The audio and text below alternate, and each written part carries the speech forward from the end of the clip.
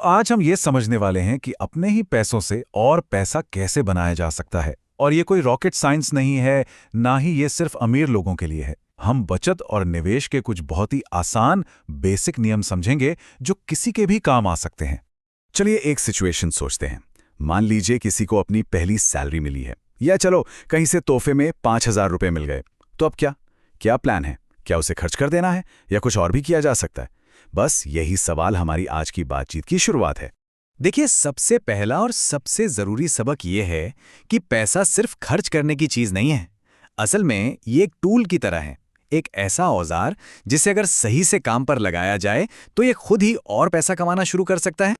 देखिए, पैसा बनाने के मोटे मोटे तौर पर दो ही रास्ते हैं। एक जिसमें हम पैसे के लिए काम करते हैं, जैसे नौकरी करके सैलरी पाना, और दूसरा जिसमें पैसा हमारे लिए काम करता है, यानी बचत और निवेश से रिटर्न कमाना। आज हम इसी दूसरे और ज्यादा मजेदार रास्ते को समझने जा रहे हैं। तो चलिए इस रास्ते पर पहला कदम रखते हैं, और वो है बचत यानी सेविंग।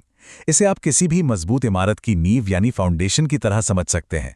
ये सबसे पहला और सबसे सेफ स्टेप है।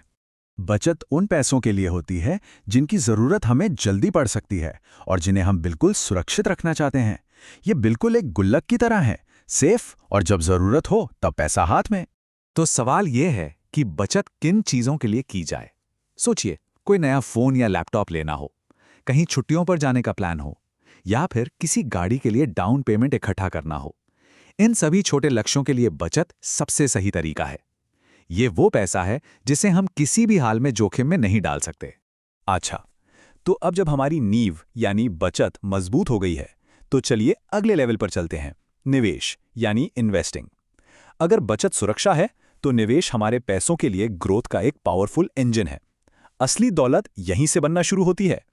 निवेश उन बड़े दूर के सपनों के लिए है जिन्हें पूरा होने में वक्त लगता है।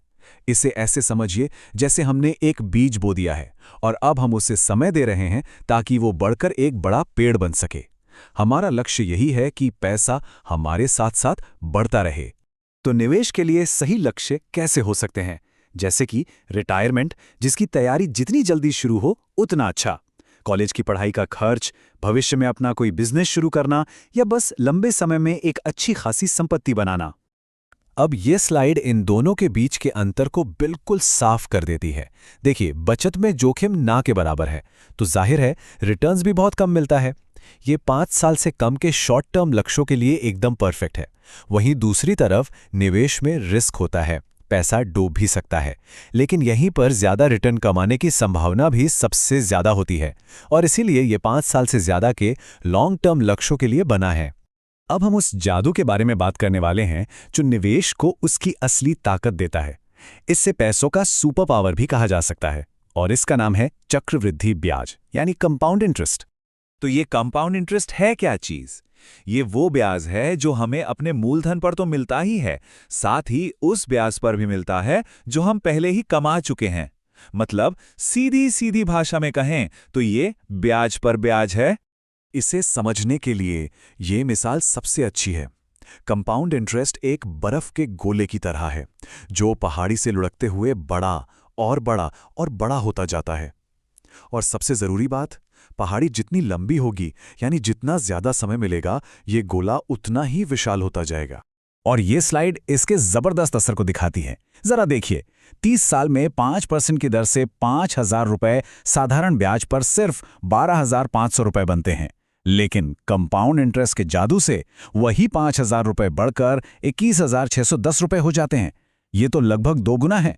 बस यही है समय और कंपाउंडिंग की असली ताकत। लेकिन एक छिपा हुआ दुश्मन भी है जो चुपचाप हमारे पैसे की कीमत कम करता रहता है, और इसे कहते हैं महंगाई यानी इन्फ्लेशन। महंगाई का मतलब है समय के साथ चीजों और सेवाओं की कीमतों में लगातार बढ़ोतरी होना। इसका सीधा असर ये होता है कि ये हमारे पैसे की खरीदने की शक्ति यानी परचेजिंग पावर को धीरे धीरे कम कर देती है। इसे एक बहुत ही आसान उदाहरण से समझते हैं। आज 10 रुपए में एक कैंडी बार आता है।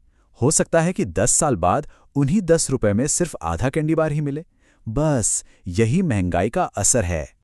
तो इससे सबसे जरूरी सबक ये मिलता है, अगर हमारी बचत पर मिलने वाला ब्याज महंगाई की दर को भी पार नहीं कर पा रहा, तो हमारा पैसा असल में बढ़ने के बजाय घट रहा है। यही वो वजह है कि महंगाई को मात देने के लिए हमें निवेश की जरूरत पड़ती है। तो अब तक हमने बचत, निवेश, कंपाउंडिंग और महंगाई को समझ लिया है। चलिए अब इन सबको मिलाकर एक आसान सा एक्शन प्लान बनाते हैं, हमारे वित्तीय सफर का पहला नक्शा। शुरुआत करने के लिए ये 3 कदम सबसे अहम है। पहला, अगर कोई ज्यादा ब्याज वाला कर्ज है, जैसे क्रेडिट कार्ड का बिल, तो उसे सबसे पहले चुकाना है। दूसरा, एक इमरजेंसी फंड बनाना है ताकि अचानक कोई खर्च आ जाए तो हमारा प्लान न बिगड़े। और तीसरा, जब ये दोनों काम हो जाएं, तब अपने अतिरिक्त पैसे को भविष्य के लिए निवेश करना शुरू करना है। तो इस पूरी चर्चा का निचोड़ क्या है? सवाल ये नहीं है कि बचत करें या निवेश, जवाब है दोनों। हमें दोनों का एक स्मार्ट मिक्स चाहिए, आज की सुरक्षा के लिए बचत और कल के सपनों के लिए निवेश। किसी का भी वित्तीय सफर आज इसी पल से शुरू होता है। ये सफर हमें कहाँ ले जाएगा, इसका जवाब आने वाले कल के सपनों और आज लिए गए छोटे छोटे फैसलों में छिपा है।